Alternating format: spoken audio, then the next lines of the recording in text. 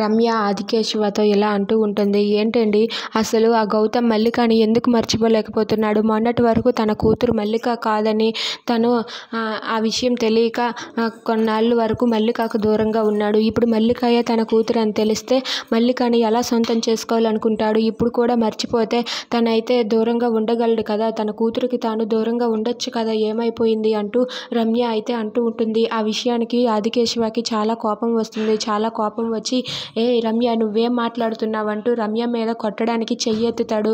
అది చూసి రమ్య ఒక్కసారిగా షాక్ అయిపోతుంది. ఇక ఆదికేశవ అయితే నీకు బుద్ధి అనేదే ఉందా?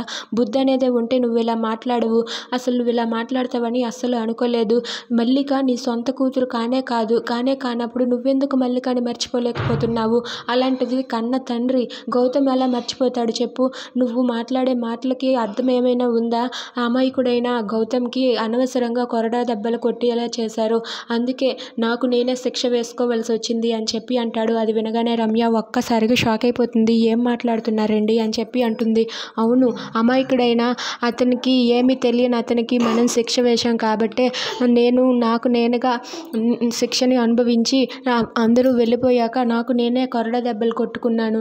మీ కారణంగానే అమాయకుడైన గౌతమ్ చాలా బాధపడుతున్నాడు అని చెప్పి అంటూ ఉంటాడు. అది వినగానే అక్కడ ఉన్న రమ్య ఒక్కసారిగా షాక్ అయిపోతుంది.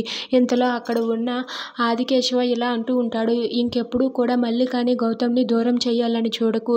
వాళ్ళిద్దరిది రక్త సంబంధం, వాళ్ళని వేరు చేయాలని చూస్తే పాపం చుట్టుకుంటుంది. ఇప్పటికైనా నువ్వు మారు అని చెప్పి ఆదికేశవ రమ్యతో అంటాడు. If you like this video please like, share and subscribe friends. Thanks for watching.